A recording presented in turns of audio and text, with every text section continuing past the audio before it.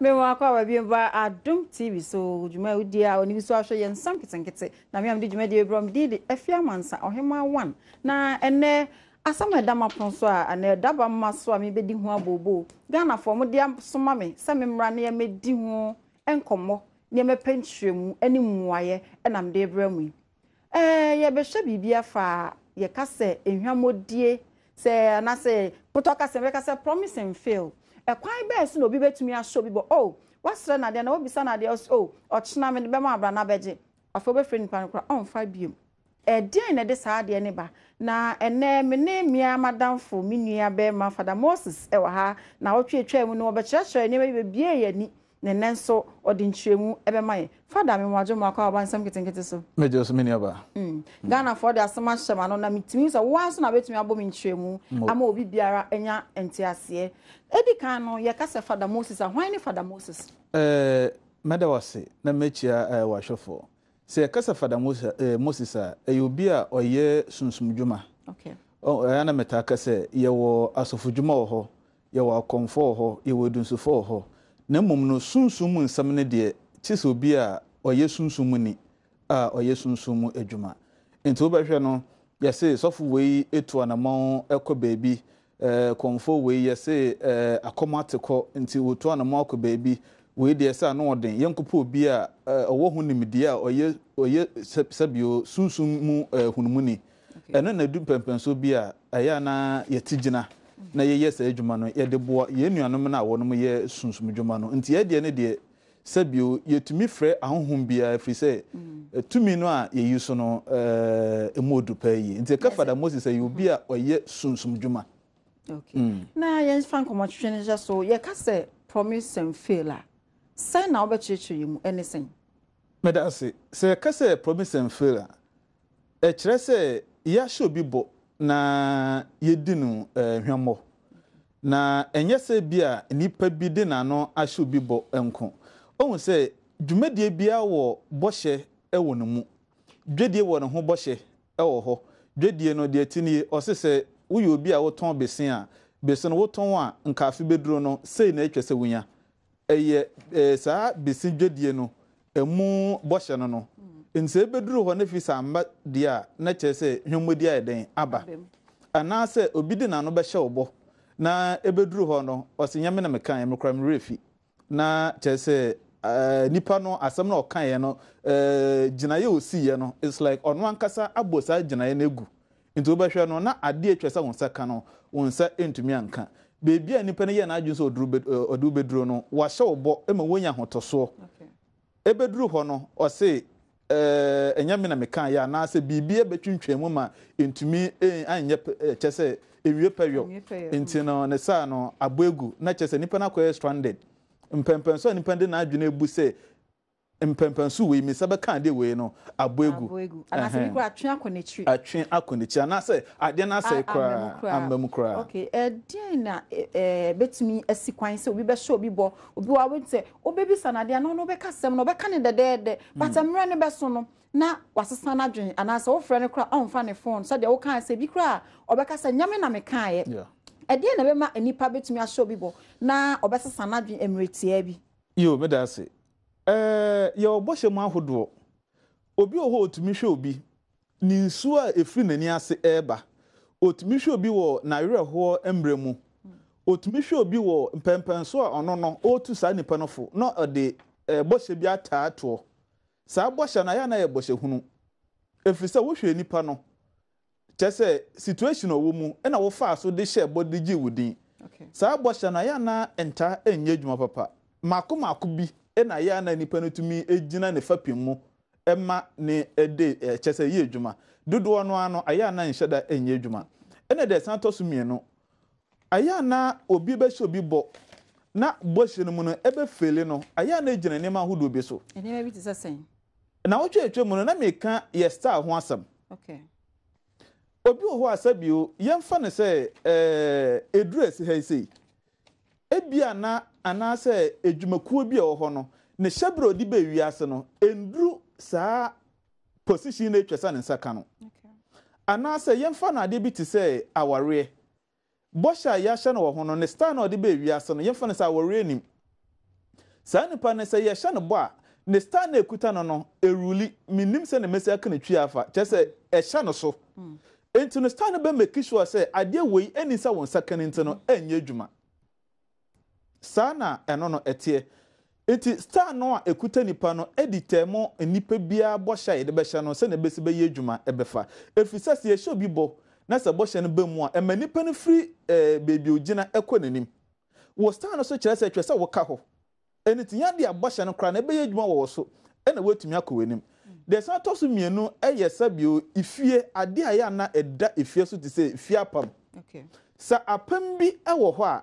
obi betumi ehu obetumi no wan ya damfo obetumi ahye obo but apam not eda ho ne kire se enisa ade ewe no etumi bemu ma wo ebi ne de wo he de di kan bi ni aware ebi ni adwuma ebi ne sabe sika ebi ne position apam ne kire se nisa wo ko wanim apam ne kire se nisa wo saka enti ne sa apam ne nti bosha na enipa na di ahye wo no enipa ne ye na adwu so be felu but bosha na nkasa enam se ni se ye adwuma wo su ntino ade na wo fio na ya apam no betumi efelu okay se nti yen hwe se ebi a se wo ka se fie mu aware mu ni ade no se obi wo sa aware ebi obi wa aware ye hye ne bo na me pesa wo che me mu ye because some aware ana aware una no kunu te ebesi den na ukunu betumi ahye obo na we betumi ahye obo na obe disappoint o ana se betumi abaye no me adabusua bi so se bia sa abusua we de no me da omo so eti bia promise and fail e wo fie ho no mo bi adwuma mu ne sa ne ma no medase na yeguso aye kan esi wo de yeso yen hwe ade bi medin kan bosa de se fa no alegini ana se gini okay se ebi wo so a aya na edin aya na sane wono mu sipa omo ho no sa na wo mo pe wo so gini na eden gini ni ye spirit bi Awurade anko mu ya hohom bi Awurade anko bo mo gu wiase okay ebinum sum yame ebinum sum yame na omo ye tumi a wono mo buru abosom so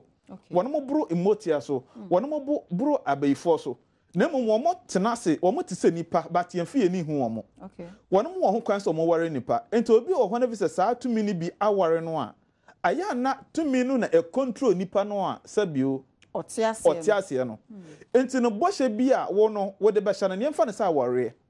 enipa na spirit na aware no dada a one no e wo ho se anya saa gini no a ebia na hwia konwa e ware no dada enti sa wo obi ba na obi abrantia kama obahya no bose sa nimpa wei no December na se afi wei nko na wiye no maye no ho ade wo de wano aka ewo wa ho di mu se wunya wo beye but tumi no a ewore nipa so woni sei ifia pam no so woni sei efi se ifia pam no kire se eni se wo wore eko na ukonye numnyam ye den eba enti ebetinya ma wakoso awore no kra hwe na tumi na aka se daabi etwese wo san back ubegyina bebia wo enti tumi no tumi ya sa ginis no mo hoden ena ifia pam no so kire se eni se wo tumi ye den eko awore ifia pam ne kire se enisa wo ye kase kyan akonwa no a esi ho no ifia pam ne kire se enisa wo ye kase kyan eduru no ye kwagi be hye ifia wo na wo wufirimu no enti akobasa no a ehye wo so no edu si baby a sabio apam ne hye no wo enti amfa wo ne sabe promise obi be promise o eye den a obe disappoint o enye ono so na sabio ne tirimu odin o disappoint o yen fa ade bi yen fa ton enipa ne ya promise no se be ware no yan ware no be ma foforo so ba promise so be ware no wan ware no oba ne te wona asem ne se me de be ma ba fa mi bia no ni suba anye den enye papa 2 years time 1 year time to come 6 months time obehwe no sa be ma na wo ka se ni suba anya no wakoye bi hu ade a one ne ti asomdwe mo one nipa na wo nta ne sa na wo nko a wo de ye promise wo ye fail chese sa ade no a etete wo no gin no na e ware wo no ifia pam no a edi wo so nti na ma sa nipa no ye nipa bone ni no ye fada wo so bodua mu hono e de ama me na adwuma de mbi so ka so o ma so asemi de nsam nketenkete bro e Joy Industries no me Joy ointment and Joy soap na o ma no me Joy daddy bitters o ma no me Joy twedie ginger blow twedie na o ma so no me Joy twedie bitters enso e wodwa so na se bia se o Joy Industries nu papa ne nsa papa ne bi aton na pesa o from na obisa nchemu bia betumi afre Joy Industries e wo 055 055863888 05586388881 sorry and answer 3 obetumi afre Joy Industries na ono omodi nsawoso na mifiwa na miko KNG fo asuye KNG ewo nkrabata mienu ewo Ghana ha ba ko omrom Kumase na ba ko Kumase anomubutu mrom na atonsu munako na KNG omnom the time eba mesha enso abedwa so a ene etu malaria fever ase ena obi ananum ato a ontumi nidi na adura mekanfo ede amawo anytime herbal mixture say bia wo pese wo ni KNG fo nso di nkoma from 0244 417 669 0244 417 669 na champion divine clinic omo so boye chi don papa paye na champion de kase ya na onim so ya wo ho nsem champion sebra na beje oba na oba esu ese nye champion ohia champion se nya wo nko ana omo ye ho adwuma omo se wo cancer anase HIV crapra na omo wadura na onam pa omo do ebeboa obetu afre champion so 0244 847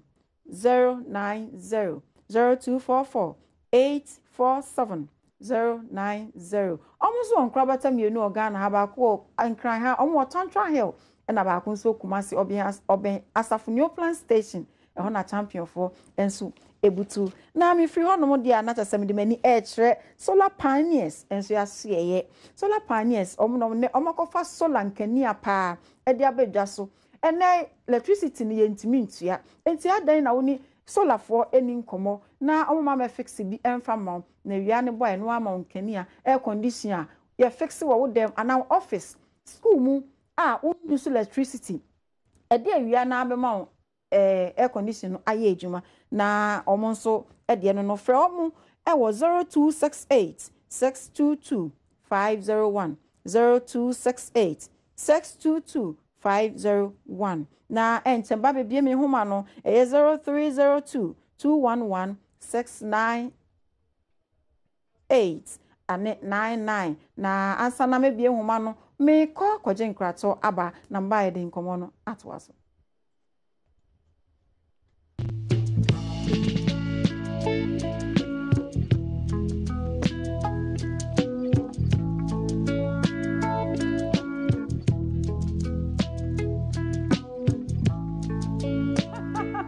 Enti na meka for Joy Daddy Beaters e de amount so sisi yo ya de na esensa papa pa betuma mu abieja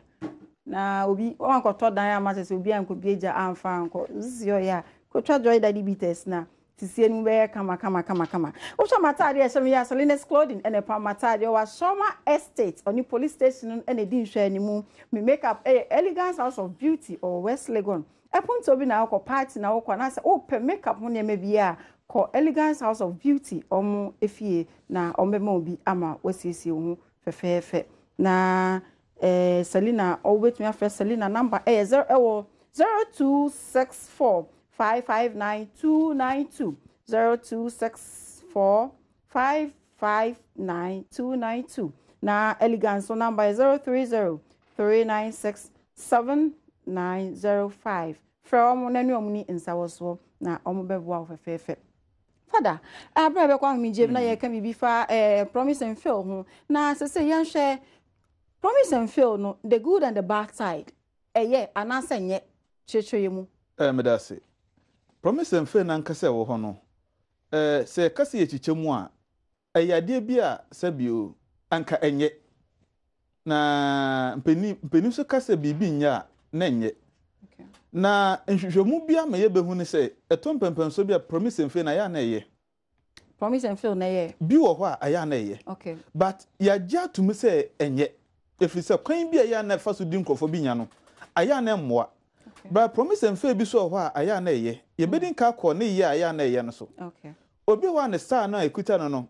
etwasa sabio daachi otumi nya obrempon bi eware no ebia na ahyesie mu no owo be se 18 years we hu se ne nsafufuo yina eware enti no sabio obeye neme bi a aware beba ne ntam na obi etumi agina so se meware ne star no so ekuta na de kire se ebia na sa nipa no oware no a emmoa no enti wo behwe no na bibiesi na aboagu na ware na enya amaso na awore na enya mbaso awore na feli no nipa na promise no na feli yemfa ade bi ti se sika obi wa na star kuta no etwa se da ache ono ankasa di no ho so ni se o hye obi ase eni se obi refer ne se nkanya me a enkasa bi nka wugina bread en ewo hen enti sa nipa no so obi kasa o de sika bi fia bi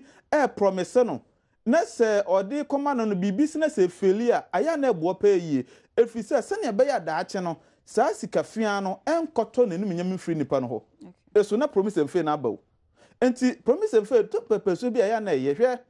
obi ho a ade bi a obi de ma no ebusuo bi betumi afa sa ade no so na o mayi na free wiase na sa ade na feli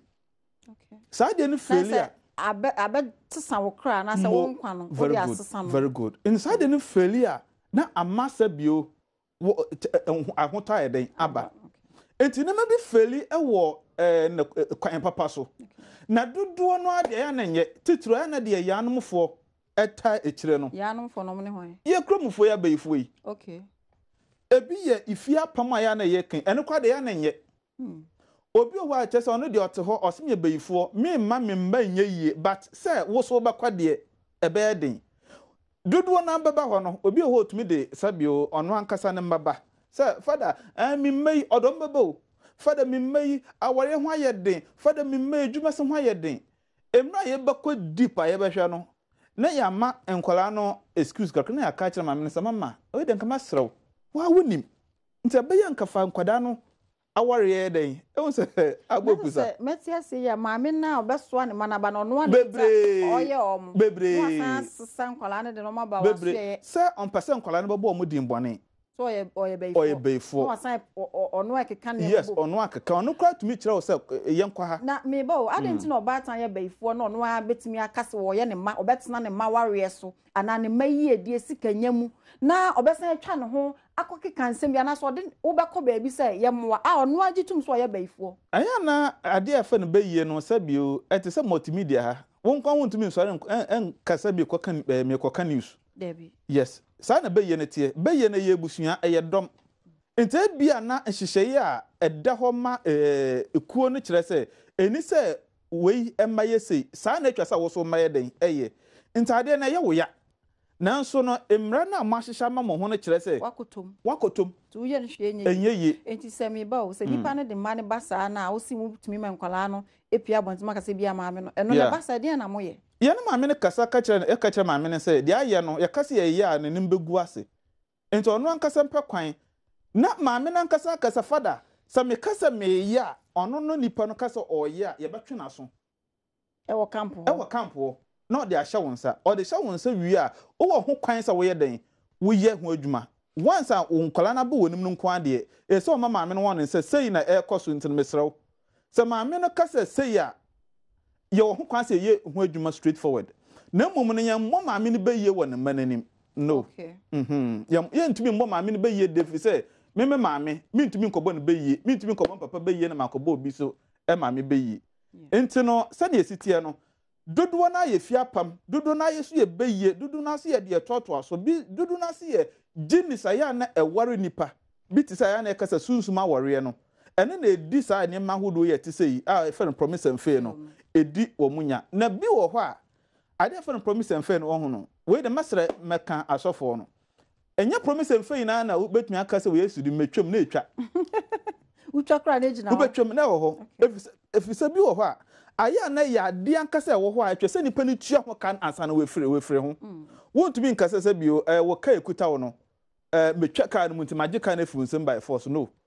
some person me ka na funsem bi wo a twese metua ka na ka ansa na maje ka na eden efunsem mitino bi wo ansam wo ho nto bi obetumi akin obekwa ha yebetwam obekwa ha yebetwa obekwa obeba na yebehwe de ekoso no na ono ankasa kwa gitum se etwese ye yehu bibi ansa na nyama na tuma eden ayi ahwefo me homa no mabie ubetimi astate afrem de wadwentre no wasem bisa e de abreme na sa edwumade so wasem bi na kire so na sa wopenhwemu a ohema freme mi ankasa me number is 0266555227 0266555227 e bia na wo ofie na nsem bi kire wadwen wo pese e kire wo ni mi di nkomo na me beka ho asem e wa ha fresh number no benya me na me akasa ana WhatsApp me American na de would betimi afre de abafi ha se CA de 0302 211 698 and as a 99 0302 211 698 and as a 99 Frame Father Moses waha na wasem bisa na adwentre bia fabra na fatu nanim na obechechum kama edi amamo na mebie me homa no frame ne monkomo Father ma awufo na sam na woka na chese still amedwene ho a I can't think far because say oba tan na yehwe papafo na ejafo no so obitumi eye ne basa ejafo no so obitumi ye ne ba because me ntwa no me tete say yesi be ma beye na no odin passing oba enti opapa bi ono so tumi ye ne basa be ma beye aya na no odin se be ma ka se be ma nkasa na omo homo odin enti be ma ka so be beye a aya na anu ohye okay na mum no saa ne ma we aya na ye kase no papa bi wo ho a wanye beye ama na ma papa bi ho wanye beye ama na yere na mum ade ba kwa ya na ho ne se ebusun bi wo ho a papa no ye eja no ebia wakofa ono ankasa ne ba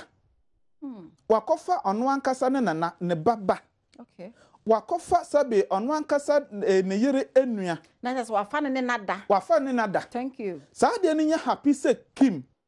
Ewrade Yankopon se no si ye ni wiase no se kase echechire mu a books a echechire ne manu no eyele chese yusua books ni chechire mu kitu ebi Father we so bodu mama mi James Abahoma so hello James hello good evening James kasa free fa ba James kasa free dance ma James wa jinche no asem bisa ne sen right ya mishra mu pam program na very nice ya mishra thank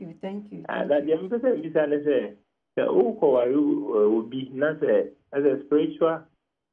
hello me pa so me tell o waru obi na say spiritual marriage ni pana ka cho say sa de no wono so na me say hu say wona ne ko tna ade no betimi afete wo be ma no okay Mati Father be you ano why sente sanso ye wi ode ne number kra betu dwa na hwe TV ni so aye nkomo ni ko so nyina ne number o so betimi afre no mefa wise man hello wise man kasa free fa Perfectly Gumwa Central Region. oh okay Gumwa phone to say nyumre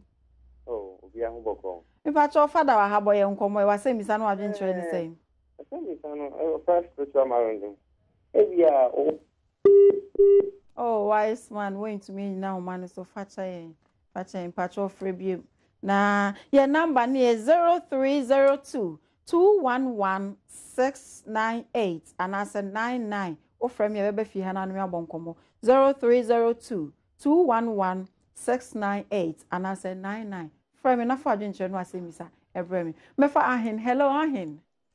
hello madam good evening ahin free fa because every bogo patcho fa abogoso patcha okay ahin no adwenche no asemisa ne say ma adwenche no asemisa ne say me pese mbuza fada say me wa akwara bi wa na akwara na to na numu tu pay say o beji ya de na nko ndi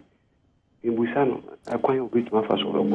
yo Father we dey ya no ma no ansan ya to aso medinka ya no abrente na odinka bisa se obi o ware obi a o promise mfa a sabe na no ye nyina ne se etise de wakofa sabe oba a owo kunu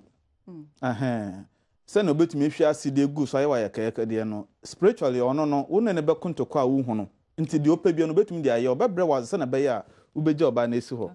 ena akoda bi ho otumi ka se obeyi but beye no owo no enye beyi aya na sabio ye kan se honhom bia sa akwa aya na eyetumi bia eware no ede ni ye adwuma nti ukwaye beye kwan a wato afom nti no ye ko deep ahwehwe akoda no honhom potekra ewo no mu anya sa ubeya ya enkoda me ba cho me nua afre me fi bogoso wanu ye na Father ede ama no na wo hwe TV so abetumi afa ne number na echi wa frɛ no edi nkomo mefa ahen hello ahen okay Roxanne hello Roxanne kasa free from Pacho Roxanne because I free tema okay Pacho Roxanne was same bisa ne sen what yeah Roxanne my same bisa ne say better because I free tema me Pacho me to nka Roxy. Yeah. If I say, maybe several funny say, or your software now, they are not to me, Bena, or the Ejuma. I didn't catch it. Yo, Father, di can't church room na. Yeah, if I say, Papa, say, to me, Ben, or the Ejuma, Yami to me, and I'm butcher to me, and I said to me, Ben. Me da se Roxy, Father, wo de church room kitwe. Yam say, Ebia na wa me. Jumadi any son tempti bibi kitwe bi kana onte ne ho ase yi. Medinka ka say to me na ye di adwuma no enye bosom enye beyi even kra na ye wo ginisa sa atum we yina hye omo ase ena ni yankopon so di ni pesi ho say ondi ahohom so wankasa ahohom ni nipa so. Okay. Yes, enti eye nimdi a ye tumi ede fra hohom bia awurade yankopon aje no wasase so achisa abofo. Okay. Efisa abofo kra na awurade yankopon awurade abofo. Okay. Yes, awurade abofo. Awurade abofo no kra na awurade say wono mo ye den chese yen yusu omo ye den chese de awurade yankopon na say de omo ye adwuma. Father me da say hello Francisca. Yeah, hello sister. You Francisca ka say free fa. Pacha me kasa free pokwase. Okay, Francisca was saying bisa no agent training say nyumre. Sister me da mo training adwuma pa mo ye. Thank you. Na me twa bu papa. Thank you. The mo bie ye ne na mo bie adwuma. Thank you. Na samba se me bisa bia me pese me bisa na say. Say you see you pese me bisa father say you see bie o hema e wo baby a ofiri. It's like say me pano baby ofiri no o ye hema. Na trese die na me pano betime aye afaso. And I also said that your humanity this or the particular be etime atana. The particular betime na aware. Francisca was me said ya Miss Robo Modia na hwe TV ni so na fa father number na say be point the number ni betudwa na nya botre na ne nsa woso na onchechwe mu ye ma why but you make me talk me. Okay, wise man asaba human so hello wise man. Yes, madam. Oh, kafraya human etiko mpacho na wo kasa. Na bi say gini to me no omuti nsum omuti butemu ana sa himfa na omuti na ma say me say to me no say obi forget o kwan ben no peso a obutumi am forget na atwitwa entim efi unya kona o ye de dem na ye besi ana se dem isi na ye bem no Roxanne why obi for girls ana oh that be obi na obi ya oge obi bi oh that Roxanne fa father number no obi afra na o wasam ne de ye kan wa ha say na metina ha say obi di machi ba me for me last caller hello Monica. Yes. Monica free fa How okay how she phone to send you me. Okay, we are about him at your father and so I was saying beside no agent training saying Monica. Madam was no program more year. Yeah, that's it. The person direction no matter. Na ya na asofo bi no na say wo ba o say consultation you say. Hello Monica. Yes. What's some no mountain ye can ye patrol do TV no na say low no. Yeah, mo pese o consultation you say yes o bo a o sika fem anta no aba. Okay. Na me bi say o ba me bi say father say o ba ji say o bo a o sika semu ana. Me ni but obey one why? Yeah. Father we dey ensem ni nyina no di ya no me ne ba ya o kasa we kire so hu say Father Moses edwuma oye eye sunsum dwuma na edwuma no so aye no so sabio wo hwe edwuma ye no ho a na matena se na obi asabio ne jebi nka o ka asemi a kire no asem no wontumi anka frisa na na minimu esi na nipa no free mu na wo say yemfrɛ no na bisa na asam property na etwa so oyede oka papa no ade bi oye ne kire ye musu a abade busua no so na yemfrɛ ne saman sa adwuma ni na no eni tin meje bretena ase nti etwa se bio eniem bi o hwa ye be ya ma wa sabi ucho enya free. Okay. Enya free. So me catch say you free a. Said den nkofo bob Debi. And tesa na yeso no so ba ade property a ye kwaso no ye be kiro say sei na ade na ye den etie. anything na obi ba ye gine din baby ofiri nto on bo a ye ka de atwa mu wo na brabo mu a ono ankasa nim mo ote ho ono hu say father de wo kan ni na de e ade a me ankasa mafam na ya sa ka de firi nanum ye den eba enti se ka cho say na esa wo ya wo ni ho achinje bia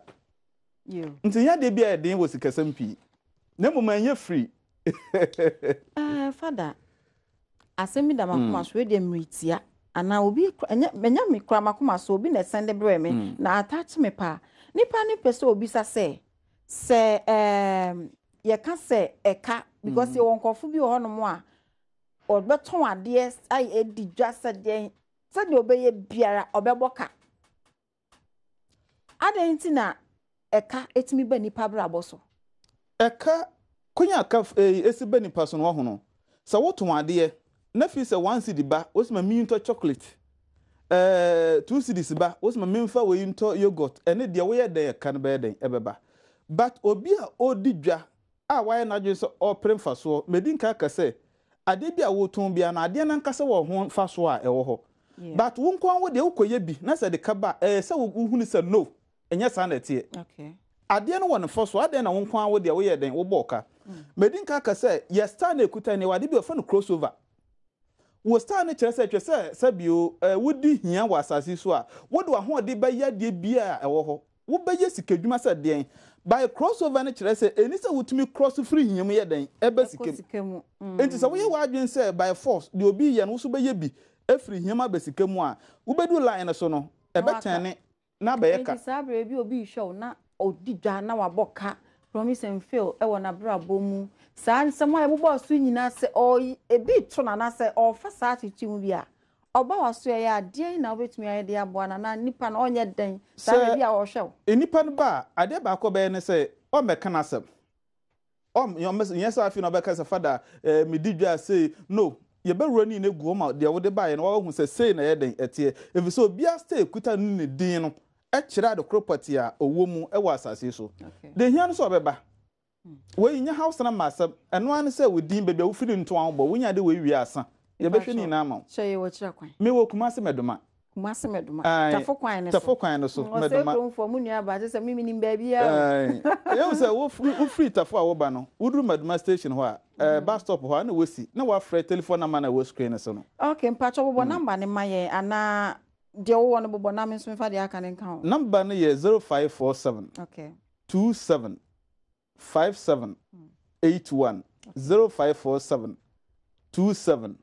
57 81 okay and afi 020 04 78 112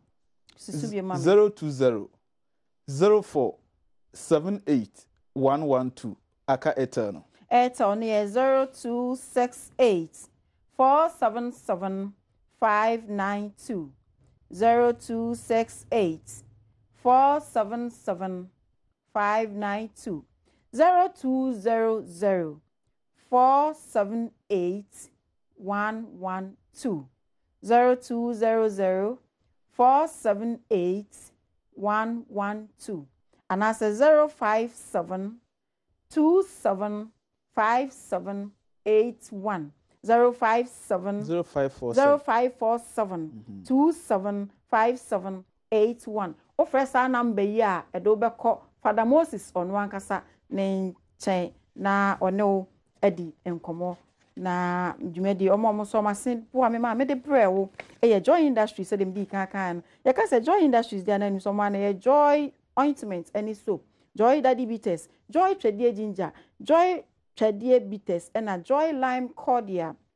na Joy Industries omo na yesa anema we KNG Herbal omo so time herbal mixture na time herbal mixture ne eno na etu malaria fever se e de ma Ghana fo ni obi bia na Champion Divine Clinic se de fa awo ho nsem pa de na ye champion omo na ebeboa champion sebra na oba esu wo hwe miti hair center omo no ye miti mami hair center e wo East Legon mata de Selena's Clothing o wa Soma Estate oni police station ene di nhwe ni mu me makeup ye Elegance House of Beauty or West Legon almost ene ye me makeup Mr. Abraham nim say maami efu a wo Chapatra Estate o say kromfo one osofo ne sofo maami mo hwa me metia obi bia me damase ene say mo je mre na mo hweye na answer na Father Moses meja okwan mo akono me pese wo de wasem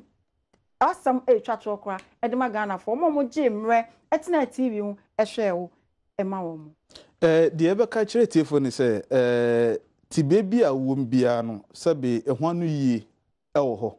edema nipa enti se wo problem bi a manfa ntena se ebia no wochi ache nanso no se wotu ho na mawa dako anu yie ebeba enti no nsem a ede nipa so sesie no maka se nei ene ewo ho se wotu ho na mawa echena beduro no na ye sabe nkomafoforo medete for CP na ne Ghana for ya mamumo ene hwe samoje mre na mo hwe nsam ketenkete Adom TV so yem di djumadi ocham di ohima efiamansa ohima 1 na obetumi afollow me program no Facebook nsam ketenkete show na onso de Nsem bia na madwinhwe no Nsem bi ebreme sadam kan asam de me number no tudwa opasem bi se bia frem 0266 555 227 0266 555 227 Adom do me andasene yebesen ehia makram.